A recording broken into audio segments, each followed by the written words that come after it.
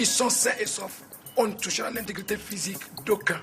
Voici vraisemblablement le nouvel homme fort du Mali, Amadou Sanogo, le chef de la junte. Selon lui, l'armée n'a pas l'intention de s'éterniser au pouvoir. Il se dit investi d'une mission et d'un idéal pour le peuple malien. En attendant, le président légitime Amadou Toumani Touré est écarté.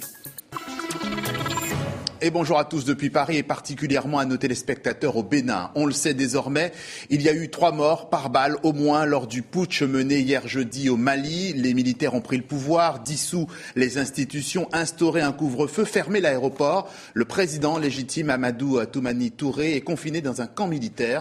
Mais tout ça, nous dit-on, c'est pour le bien du Mali. Pascal Vesset.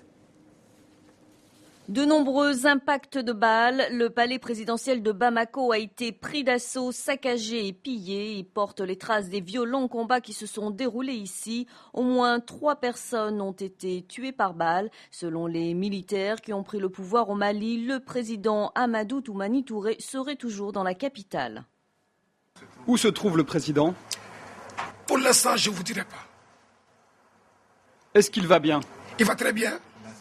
Il est en sécurité. Quel sort lui réservez-vous ? Nous, je vous l'ai dit depuis hier, notre objectif n'est pas de nuire à l'intégrité physique d'aucun que ce soit.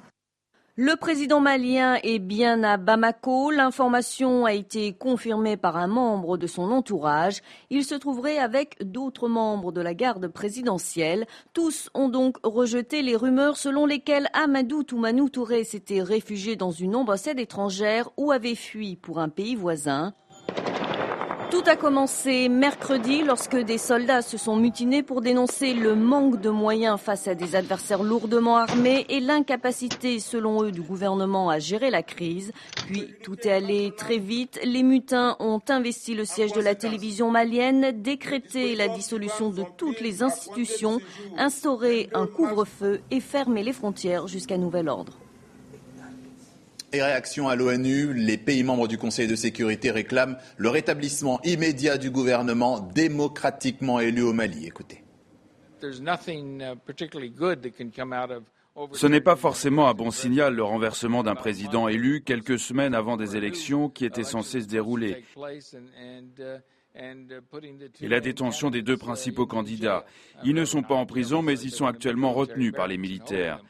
Ce n'est pas vraiment ce que nous avons envie de voir en Afrique de l'Ouest et ailleurs. Nous pensons qu'il faut renforcer la démocratie.